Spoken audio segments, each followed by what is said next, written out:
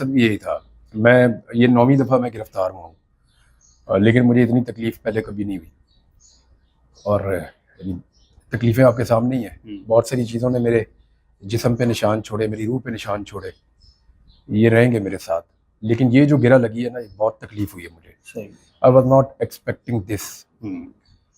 यानी एक आदमी हज करने जा रहा है तो आप उसे कैसे रोक सकते हैं? यहाँ पे सऊदी एयरलाइन की मेरी बराह रास्त प्रवास थी, जद्दा में जा रहा था।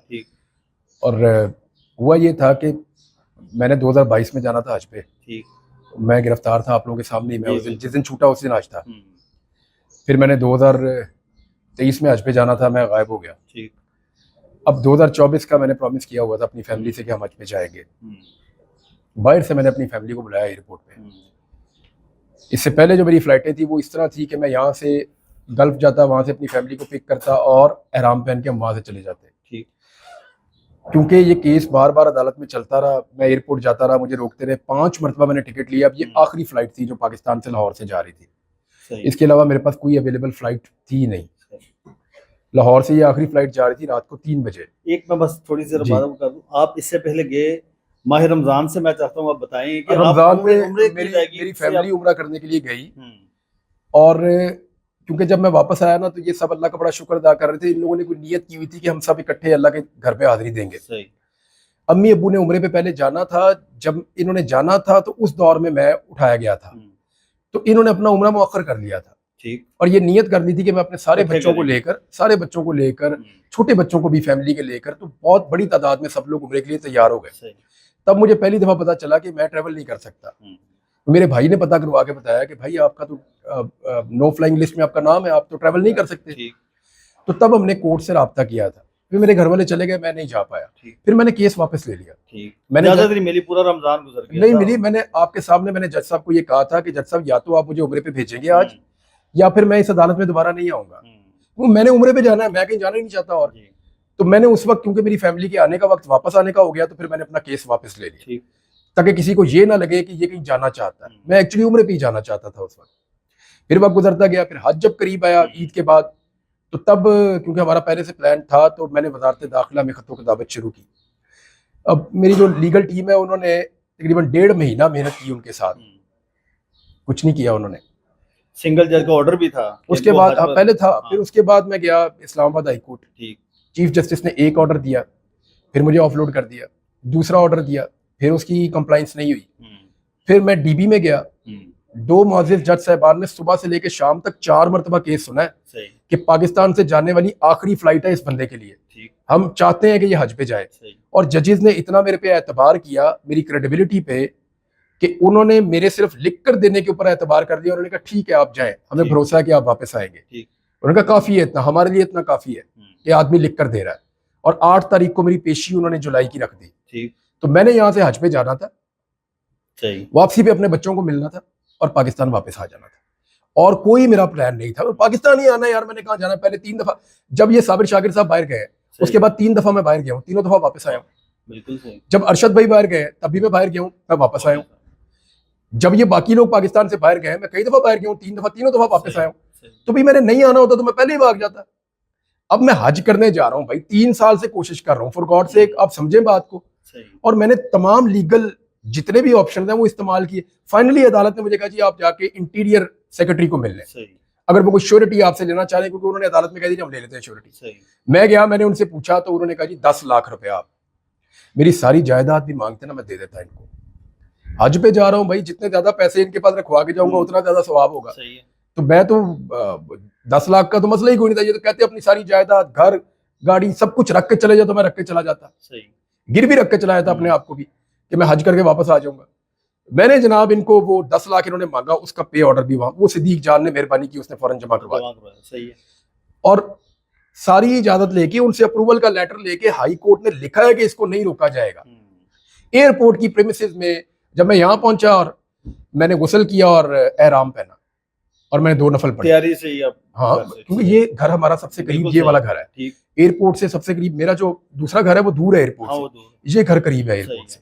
तो मैं इधर आ गया। मैंने फटाफट यहाँ पे, इसने मुझे अली ने कहा कि तू इधर आ जा यार, साथ ही एयरपोर्ट है, 5 मिनट के फासले में, यहीं से तैयार होकर निकल जाए, फ्रेश हो जाए। मैं खुद क्योंकि गाड़ी चलाता हुआ आ रहा था और हमें 8:30 बजे फैसला मिला था। तो आप सोचें कि हम किस हासिल में आए होंगे कि रास्ते में पानी पीने के लिए भी हम नहीं रुके। ठीक। तो मैं जब यहाँ पहुंचा तो मैंने आके गुसल किया, गुसल करके मैंने आराम पहना, 2 रकात मैंने नफल पढ़े, और उसके बाद मुझे पता चल गया कि जी वहाँ बहुत ज्यादा तादाद में पुलिस वाले और सादा कपड़ों वाले बंदे और नकाब पोश वहाँ पे फिर रहे हैं। ठीक। बहुत बड़ी तादाद में। ये आपको पता चल गया था? यहाँ हमें पता चल गया, इन्फॉर्मेशन आ गई। सही है। यहाँ पता चल गया कि वो हर गाड़ी को चेक कर रहे हैं, तंग कर रहे हैं। जो लोग पहले मुझे छोड़ने के लिए वहां पहुंचे ना मेरी फैमिली के, तो उन्होंने देख लिया, क्योंकि मेरी फैमिली बाहर से भी आ गई थी। ठीक। वो भी बाहर से आ गए थे और वो भी देख रहे थे कि ये एयरपोर्ट पे क्या हो रहा है, कि ये तो नॉर्मल एयरपोर्ट नहीं है। फिर भी हम वहां चले गए। एयरपोर्ट के पास जाके अली ने गाड़ी रोकी और इसने कहा कि Imran I need your final call. वो सामने देख क्या सूरत हाल है, वो तो बिल्कुल पागलों की तरह हर गाड़ी के साथ चिपके हुए हैं लोग और इस तरह। तो देन आई सेड कि यार यहाँ से वापस नहीं जा सकते, मैंने आराम पहना हुआ है और मुझे पूरा यकीन था ये मुझे रोकेंगे, थोड़ा सा तंग करेंगे और ये कहेंगे जी हम हज पे जाते हुए आदमी को नहीं रोक सकते, आप चले जाएं। खुदा की कसम मुझे ऐसे लगता था। इन्होंने मुझे रोका और हम मुस्कुरा रहे थे। मैं सिर्फ अपना वो दुआ पढ़ रहा था, मैं और कोई काम नहीं कर रहा था, मैं सिर्फ दुआ पढ़ रहा था, तलबिया, लब्बैक लब्बैक लब्बैक ला शरीक लक लब्बैक इन्नल हम्दा वन निअमत लक वल मुल्क ला शरीक लक। तो मैं तो दुआ पढ़ रहा था, मैं तो जा रहा था हज पे। तो इन्होंने वहां पे सादा कपड़ों में आके बंदों ने घेर के गाड़ी रोक ली।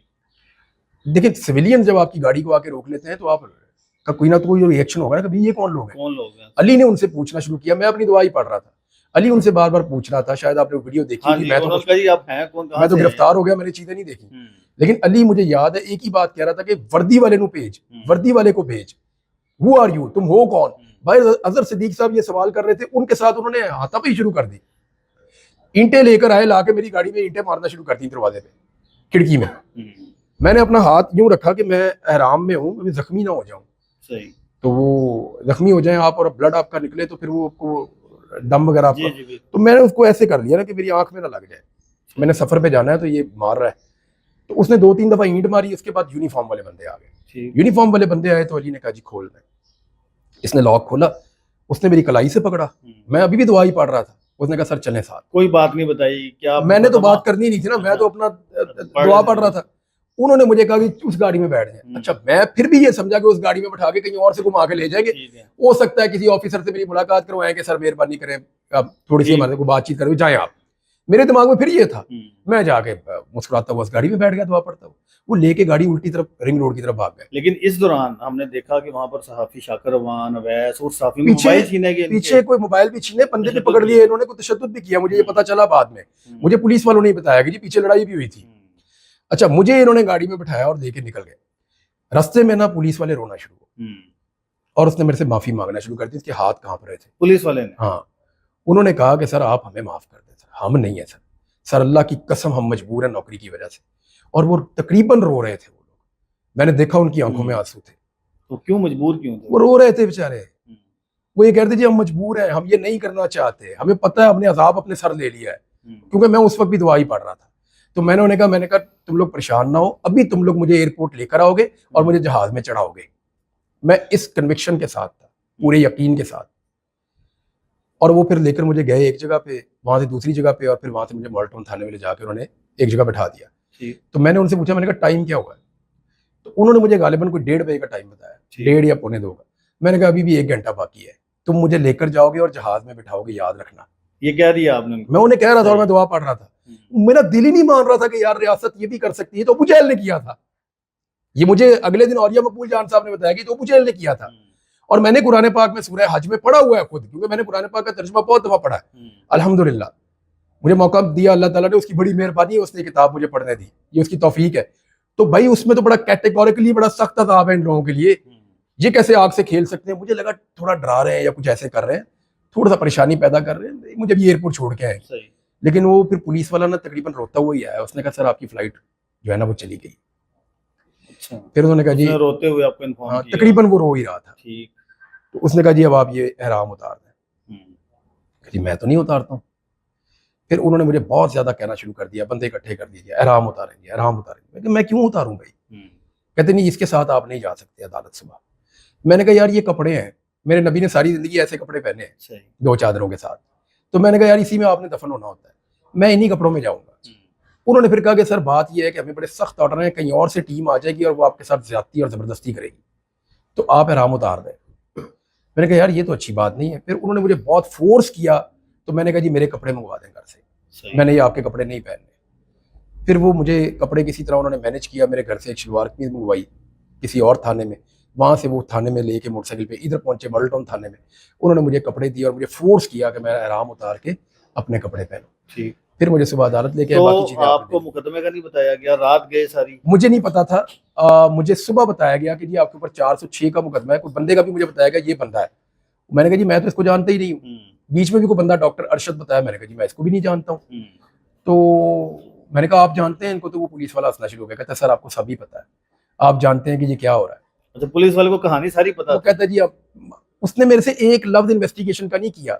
मैंने कहा यार एक दिन का रिमांड लेने के बावजूद? मैंने कहा मुझसे को पूछो तो सही, कोई तो काम कर लो, तनख्वाह मिलती है तुम्हें। वो कहते हैं सर हमें पता है हमें किस बात की तनख्वाह मिलती है, छोड़ दें आप, हमें पता है सारा कुछ, सारी दुनिया ही जानती है, हमने आपका रिमांड मांगना है और आपने बाइज्जत बरी होना है। मैंने कहा जी मैंने कैसे होना? उन्होंने कहा सर केस ही कुछ नहीं है, आपको रोकना मकसद था, हमने रोक लिया।